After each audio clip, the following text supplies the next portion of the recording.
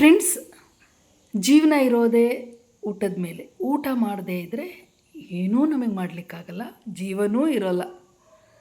ಅಂತಹ ಊಟ ಹೇಗಿರಬೇಕು, ರುಚಿಯಾಗಿರಬೇಕು. ಆವಾಗ ಹೊಟ್ಟೆ ತುಂಬ ಊಟ ಮಾಡಿದ್ರೆ ನಮಗೂ ಒಂಥರ ಮೈ ತುಂಬ ಆರೋಗ್ಯ ಸಿಕ್ಕಂಗೆ. ನಾನಂತೂ ಭೋಜನ ಪ್ರಿಯೆ.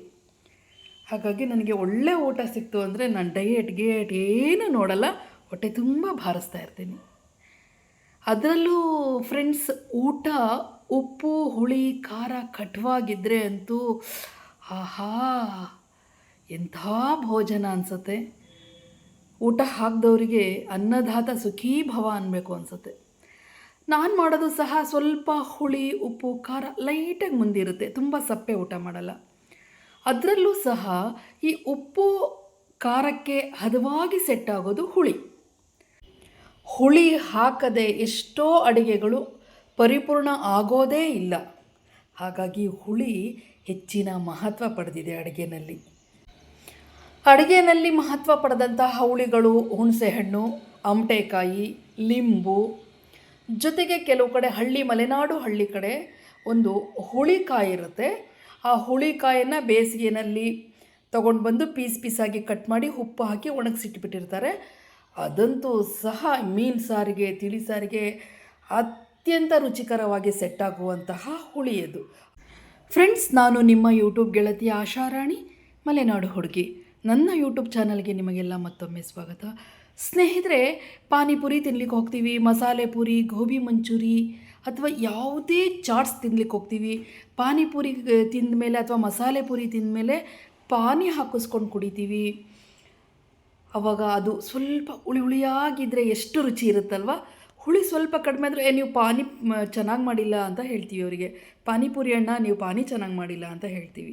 ಅದೇ ರೀತಿ ಬಿಸಿಬೇಳೆಬಾತ್ ಇರಬಹುದು, ಅಥವಾ ಕಿಚಡಿ ಇರಬಹುದು, ಚಿತ್ರಾನ್ನ ಇರಬಹುದು, ಮೀನು ಸಾರು, ತಿಳಿ ಸಾರು, ಇವಕ್ಕೆಲ್ಲ ಸ್ವಲ್ಪ ಹುಳಿ ಮುಂದಿರಬೇಕು. ಆ ಹುಳಿ ನೆನೆಸ್ಕೊಳ್ತಾ ಇದ್ರೇ ಬಾಯಲ್ಲಿ ನೀರು ಬರ್ತಾಯಿದೆ ನೋಡಿ. ಆಹಾ, ಹುಳಿ ತಿಳಿ ಸಾರು ಕುಡಿತಾ ಇದ್ದರೆ, ತಿಂತಾಯಿದ್ರೆ, ಊಟ ಮಾಡ್ತಾಯಿದ್ರೆ ಎಂಥ ರುಚಿ ಅಲ್ವಾ. ಅದೇ ರೀತಿಯ ಹುಳಿಯಾದ ರುಚಿಗೆ ನಾವು ಬಳಸುವಂತಹ ಹುಳಿ ಪದಾರ್ಥಗಳು ಯಾವುದು ಅಂದರೆ ಹುಣಸೆಹಣ್ಣು, ನಿಂಬೆಹಣ್ಣು, ಟೊಮೊಟೊ. ಆದರೆ ಸ್ನೇಹಿತರೆ, ಮಾವಿನಕಾಯಿ ಪೌಡ್ರನ್ನ ಬಳಸಿ ಪದಾರ್ಥಗಳನ್ನು ಮಾಡಿದ್ರೆ ಅಥವಾ ರೆಸಿಪೀಸ್ಗಳನ್ನು ನಾವು ತಯಾರು ಮಾಡಿದ್ರೆ ಇನ್ನೂ ಸಹ ರುಚಿ ಟೇಸ್ಟ್ ಆ್ಯಂಡ್ ಡಿಫ್ರೆನ್ಸ್. ಹಾಗಾಗಿ ಈ ಒಂದು ಮಾವಿನಕಾಯಿ ಸೀಸನ್ನಲ್ಲಿ ಅಥವಾ ಮಾವಿನ ಹಣ್ಣಿನ ಸೀಸನ್ ಒಳಗಡೆ ನಾವು ಆಮ್ಚೂರು ಪೌಡ್ರು, ಮಾವಿನಕಾಯಿಯ ಪೌಡ್ರನ್ನು ಮಾಡಿಟ್ಕೊಂಡ್ರೆ ವರ್ಷ ಪೂರ್ತಿ ನಾವು ಈ ಮಾವಿನ ಹಣ್ಣಿನ ರೆಸಿಪೀಸ್ಗಳನ್ನು ಆರಾಮ್ಸೆ ಮಾಡ್ಬೋದು. ಈ ಮಾವಿನ ಹಣ್ಣಿನ ಪೌಡ್ರಿಂದ ತುಂಬ ಟೇಸ್ಟ್ ಬರುವಂತಹ ರೆಸಿಪಿಗಳಂತ ಹೇಳಿದ್ರೆ ಫಿಶ್ ಫ್ರೈ, ಫಿಶ್ ಸಾಂಬಾರು, ಚಿತ್ರಾನ್ನ, ಬಿಸಿಬೇಳೆಬಾತ್, ರಸಮ್, ತಿಳಿಸಾರು ಇವುಗಳನ್ನು ಮಾಡ್ಬೋದು. ಇದರ ಜೊತೆಗೆ ವಿಟಮಿನ್ ಸಿ ಈ ಆಮ್ಚೂರು ಪೌಡ್ರಲ್ಲಿರೋದ್ರಿಂದ ಇದು ಬ್ಯೂಟಿ ವರ್ಧಕವಾಗೂ ಸಹ, ಅಂದರೆ ಸೌಂದರ್ಯವರ್ಧಕವಾಗೂ ಸಹ ಇದು ಕೆಲಸ ಮಾಡುತ್ತೆ. ಆಮ್ಚೂರು ಪೌಡ್ರನ್ನ ನೆನೆಸ್ಬಿಟ್ಟು ಮುಖಕ್ಕೆ ಲೇಪಿಸೋದ್ರಿಂದ ಬಹಳ ದಿನಗಳ ಬಂಗು ಅಥವಾ ಕಲೆಗಳು ಮಾಯ ಆಗುತ್ತೆ. ಇದು ನಾವು ವರ್ಷ ಪೂರ್ತಿ ಆಗೋಗೆ ಮಾಡಿಟ್ಕೊಳ್ಳೋದ್ರಿಂದ ನಮಗೆ ಬ್ಯೂಟಿ ಪ್ರಾಡಕ್ಟಾಗೂ ಹೆಲ್ಪ್ ಆಗುತ್ತೆ, ಫುಡ್ ಪ್ರಾಡಕ್ಟಾಗೂ ಹೆಲ್ಪ್ ಆಗುತ್ತೆ. ಈ ಆಮ್ಚೂರು ಪೌಡ್ರನ್ನು ಹೇಗೆ ಮಾಡೋದು ಅಂತೇಳಿ ನಾನೀಗ ನಿಮಗೆ ತೋರಿಸ್ತಾ ಇದ್ದೀನಿ. ಬನ್ನಿ ಫ್ರೆಂಡ್ಸ್, ಅದು ನೋಡಲಿಕ್ಕೂ ಮುಂಚೆ ನನ್ನ ಚಾನಲ್ಗೆ ಯಾರು ಫಸ್ಟ್ ಟೈಮ್ ಬಂದಿದ್ದೀರಾ, ನನ್ನ ವೀಡಿಯೋವನ್ನು ಯಾರು ಹೊಸದಾಗಿ ನೋಡ್ತಾ ಇದ್ದೀರಾ ಅವರು ದಯವಿಟ್ಟು ಸಬ್ಸ್ಕ್ರೈಬ್ ಮಾಡ್ಕೊಂಡು ನೋಡಿ, ಲೈಕ್ ಮಾಡಿ, ಕಾಮೆಂಟ್ ಮಾಡಿ, ಶೇರ್ ಮಾಡಿ, ಸ್ಕಿಪ್ ಮಾಡಿದೆ ನೋಡಿ. ಸ್ನೇಹಿತರೆ, ನಾನು ಈ ಆಮ್ಚೂರು ಪೌಡ್ರು ಮಾಡಲಿಕ್ಕೆ 1 kg ಮಾವಿನಕಾಯಿಗಳನ್ನು ತೊಗೊಂಡಿದ್ದೀನಿ. ಮಾವಿನಕಾಯಿ ಸ್ವಲ್ಪ ಹುಳಿ ಇರಬೇಕು, ಹುಳಿ ಇದ್ದರೆ ಚೆಂದ ಬರುತ್ತೆ, ಪೌಡ್ರು ಟೇಸ್ಟ್ ಚೆನ್ನಾಗಿ ಬರುತ್ತೆ, ಹುಳಿಯಾಗಿರುತ್ತೆ. ಮತ್ತು ಗಟ್ಟಿಯಾಗಿ ಫ್ರೆಶ್ ಆಗಿರುವಂತಹ ಮಾವಿನಕಾಯಿಗಳನ್ನು ಆಯ್ಕೆ ಮಾಡ್ಕೊಂಡು ತೊಗೊಳ್ಬೇಕು. ಅದನ್ನು ಚೆನ್ನಾಗಿ ತೊಳಿಬೇಕು, ತೊಳೆದ್ಬಿಟ್ಟು ಮೇಲಿನ ಸಿಪ್ಪೆ ಎಲ್ಲ ಹೆರಿಬೇಕು. ಹೆರೆದ್ಬಿಟ್ಟು ಅದನ್ನು ಚಿಕ್ಕ ಚಿಕ್ಕ ಹೋಳುಗಳಾಗಿ ಕಟ್ ಮಾಡಬೇಕು. ಕೆಲವ್ರು ಏನು ಮಾಡ್ತಾರೆ, ಅದನ್ನು ಚಿಪ್ಸ್ ಮಣೆಯಿಂದ ಅದನ್ನು ಚಿಪ್ಸ್ ರೀತಿ ಸ್ಲೈಸ್ ಮಾಡ್ತಾರೆ. ಸ್ಲೈಸ್ ಮಾಡಿದ್ರೆ ಚೆನ್ನಾಗಿ ಬೇಗ ಒಣಗುತ್ತೆ ಅಂಥೇಳಿ. ಇನ್ನು ಕೆಲವರು ಅದನ್ನು ಈ ಒಣ ಕೊಬ್ಬರಿ ತುರಿಯೋದಿರುತ್ತಲ್ವ, ತುರೆಮಣಿ, ಅದರಲ್ಲಿ ಅದನ್ನು ತುರಿದು ಪೌಡ್ರುಗಳನ್ನು ಮಾಡ್ತಾರೆ.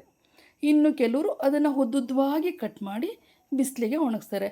ಒಟ್ಟು ಯಾವ ರೂಪದಲ್ಲಾದ್ರೂ ಅದನ್ನು ಒಣಗಿಸ್ಕೊಳ್ಬಹುದು. ಆದಷ್ಟು ತೆಳುವಾಗಿದ್ದರೆ ಬೇಗ ಒಣಗುತ್ತೆ ಬಿಸಿಲಿಗೆ. ಹಾಗಾಗಿ ಆದಷ್ಟು ತೆಳುವಾಗಿ ಇದನ್ನು ಪೀಸ್ಗಳನ್ನು ಅಥವಾ ಸ್ಲೈಸ್ಗಳಾಗಿ ಮಾಡ್ಕೊಳ್ಳಿ, ತುರ್ಕೊಳ್ಳಿ, ಅಥವಾ ಹಾಗೇ ಹೋಳುಗಳಾಗಿ ಮಾಡ್ಕೊಳ್ಳಿ. ಫ್ರೆಂಡ್ಸ್, ನಾನಿಲ್ಲಿ ಮಾವಿನಕಾಯಿಗಳ ಮೇಲಿನ ಸಿಪ್ಪೆಗಳನ್ನು ತೆಗೆದುಬಿಟ್ಟು ಅದನ್ನು ಕೊಬ್ಬರಿ ತುರಿತಾರಲ್ವ, ತುರೆಮಣಿ, ಅದರಲ್ಲಿ ತುರ್ಕೊಂಡಿದ್ದೀನಿ. ಅದನ್ನು ಚಿಕ್ಕ ಚಿಕ್ಕ ಎಳೆಯಾಗಿ ಬರುವಂತೆ ತುರ್ಕೊಂಡಿರೋದ್ರಿಂದ ಅದು ಬೇಗ, ಅತ್ಯಂತ ಬೇಗ ಒಣಗುತ್ತೆ. ಈ ಹೋಳುಗಳಕ್ಕಿಂತ ಸ್ಲೈಸ್ಗಳಿಗಿಂತ ಈ ಥರ ತುರಿದ್ಬಿಟ್ರೆ ಒಂದು 2-3 ಬಿಸಿಲು ಸಾಕು. ಆ ಬಿಸಿಲಿಗೆ ಗರಿ ಗರಿಯಾಗಿ ಒಣಗಿಬಿಡತ್ತೆ. ಹಾಗೆ ಒಣಗಿದ್ರೆ ಅದು ಬಾಳಿಕೆ ಚೆನ್ನಾಗಿ ಬರುತ್ತೆ. ಅದು ಮಾವಿನಕಾಯಿ ನಾವು ಎಷ್ಟು ಚೆನ್ನಾಗಿ ಒಣಗಿಸ್ತೀವೋ ಪೌಡ್ರು ಅಷ್ಟು ಜಾಸ್ತಿ ಬಾಳಿಕೆ ಬರುತ್ತೆ. ಯಾಕೆಂದರೆ ಮಳೆಗಾಲದಲ್ಲೆಲ್ಲ ಇದನ್ನ ಇಟ್ಟು ಉಪಯೋಗಿಸ್ಬೋದಲ್ವಾ, ಮತ್ತು ಚಳಿಗಾಲದಲ್ಲೂ ಉಪಯೋಗಿಸಿದ್ರೆ ಮೆತ್ತಗಾಗ್ಬಿಡುತ್ತೆ. ಆದರೆ ಚೆನ್ನಾಗಿ ಬಿಸಿಲಿಗೆ ನಾವು ಒಣಗಿಸಿದ್ರೆ ಅದು ಮೆತ್ತಗಾಗಲ್ಲ, ತುಂಬ ಫ್ರೆಶ್ ಆಗೇ ಇರುತ್ತೆ. ಹಾಗಾಗಿ ಆ ತುರ್ಕೊಂಡಿರೋ ಸ್ಲೈಸ್ನ ಬಿಸಿಲಿಗೆ ಚೆನ್ನಾಗಿ ಒಣಗಿಸ್ಕೊಂಡಿದ್ದೀನಿ. ನೋಡಿ, ಚೆನ್ನಾಗಿ ಬಿಸಿಲಿಗೆ ಒಣಗಿದ್ಮೇಲೆ ಯಾವ ಥರ ಆಗಿದೆ ಅಂಥೇಳಿ, ಎಷ್ಟು ಒಣೇದಾಗಿದೆ. ಈಗ ಮುರಿದ್ರೆ ಹಾಗೆ ಮುರ್ಕೊಬಿಡುತ್ತೆ, ಆ ಥರ ಆಗಿದೆ. ಈ ಥರ ಆಗಬೇಕು, ಇಷ್ಟು ಒಣಗಬೇಕು. ಇಷ್ಟು ಒಣಗಿದ ಮೇಲೆ ಇದನ್ನು ನಾವು ಮಿಕ್ಸಿ ಜಾರ್ಗೆ ಹಾಕ್ಕೊಂಡು ಮಿಕ್ಸಿ ಮಾಡ್ಕೊಳ್ಬೇಕಾಗತ್ತೆ, ಪೌಡ್ರು ಮಾಡ್ಕೊಳ್ಬೇಕಾಗತ್ತೆ. ನಿಮಗೆ ಫುಲ್ಲು ನೈಸ್ ಪೌಡ್ರು ಬೇಕು ಅಂತ ಹೇಳಿದ್ರೆ ಆ ಪೌಡ್ರು ಮಾಡಿದ್ಮೇಲೆ ಸ್ವಲ್ಪ ಜರಡಿ ಮಾಡಿಕೊಂಡು ಮತ್ತೆ ಉಳಿದಂಥ ತರಿಯನ್ನು ಮತ್ತೆ ಮಿಕ್ಸಿಗೆ ಹಾಕ್ಕೊಂಡು ಅದನ್ನು ಮತ್ತೆ ಪೌಡ್ರು ಮಾಡ್ಕೊಳ್ಬೋದು. ಆ ಥರ ಮಾಡಿದಂಥ ಈ ಆಮ್ಚೂರ್ ಪೌಡ್ರನ್ನು ಒಂದು ಏರ್ ಟೈಟ್ ಕಂಟೈನರಲ್ಲಿ ಹಾಕಿಬಿಟ್ಟು ಗಾಳಿ ಆಡದೇ ರೀತಿಯಲ್ಲಿ ನಾವು ಟೈಟ್ ಮಾಡಿ ಇಟ್ಬಿಟ್ರೆ 1 ವರ್ಷಗಳ ಕಾಲ ಆರಾಮ್ಸೆ ಫ್ರೆಶ್ಶು ಆಮ್ಚೂರ್ ಪೌಡ್ರನ್ನ ನಾವು ಉಪಯೋಗಿಸ್ಬೋದು. ನಿಮಗೆ ಎಷ್ಟು ಬೇಕೋ ಅಷ್ಟನ್ನು ಸ್ವಲ್ಪ ಹೊರಗಡೆ ತೆಗೆದಿಟ್ಕೊಂಡು ಉಳಿದಿದ್ದಂಥದ್ದೆಲ್ಲದೂ ಸಹ ಒಂದು ಏರ್ ಟೈಟ್ ಕಂಟೈನರಲ್ಲಿ ಹಾಕಿ ಎತ್ತಿಟ್ಬಿಡಿ. ಇದಕ್ಕೆ ಫ್ರಿಡ್ಜ್ ಬೇಕೇ ಬೇಕು ಅಂತಲೂ ಏನೂ ಇಲ್ಲ, ಹಾಗೇನೂ ಇಡ್ಬೋದು. ಆದರೆ ಅದು ಗಾಳಿ ಹೋಗಬಾರ್ದು ಅಷ್ಟೇ. ಗಾಳಿ ಹೋದರೆ ಯಾವುದೇ ಪದಾರ್ಥನೂ ಕೆಡುತ್ತೆ, ಇದು ಸಹಜ. ಹಾಗಾಗಿ ಅದನ್ನು ಒಂದು ಏರ್ ಟೈಟ್ ಕಂಟೈನರಲ್ಲಿ ಹಾಕಿ ನಿಮಗೆ ಉಪಯೋಗಿಸ್ಕೊಳ್ಳಿ. ಆಮೇಲೆ ಉಪಯೋಗಿಸ್ಬಿಟ್ಟು ಆ ಒಂದು ರುಚಿನ ನೀವು ಅಬ್ಸರ್ವ್ ಮಾಡಿ. ಎಲ್ಲದಕ್ಕಿಂತ ಹುಣಸೆ ಹುಳಿ ಪದಾರ್ಥಕ್ಕಿಂತಲೂ, ಲಿಂಬು ಹಾಕಿದ ಪದಾರ್ಥಕ್ಕಿಂತಲೂ ಈ ಆಮ್ಚೂರ್ ಪೌಡ್ರ್ ಹಾಕಿದ ಪದಾರ್ಥ ಡಿಫ್ರೆಂಟ್ ಟೇಸ್ಟ್ ಕೊಡುತ್ತೆ, ಸಖತ್ತು ರುಚಿ ಅನಿಸುತ್ತೆ. ಅದರಲ್ಲೂ ಸಹ ನೀವು ಮಧ್ಯ ಮಧ್ಯದಲ್ಲಿ ಪಾನಿ ಮಾಡ್ತಾಯಿದ್ರೆ ಅಥವಾ ತಿಳಿ ಸಾರು, ಹುಳಿ ಸಾರು ಅಂತೇಳಿ ಮಾಡ್ತಾರೆ ಮಲೆನಾಡು ಕಡೆ, ಆ ಹುಳಿ ಸಾರಿಗೂ ಸಹ ಇದು ತುಂಬ ರುಚಿ ಕೊಡುತ್ತೆ. ಫ್ರೆಂಡ್ಸ್, ನೋಡಿದ್ರಲ್ಲ ಆಮ್ಚೂರ್ ಪೌಡ್ರು ಹೇಗೆ ಮಾಡೋದು ಅಂತ. ನಿಮಗೇನು ಅನ್ನಿಸ್ತು ಅಂತೇಳಿ ಕಾಮೆಂಟ್ ಮೂಲಕ ತಿಳಿಸಿ. ನನ್ನ ವಿಡಿಯೋ ನೋಡಿದ ನಿಮ್ಮೆಲ್ಲರಿಗೂ ಹೃದಯಪೂರ್ವಕ ಧನ್ಯವಾದಗಳು.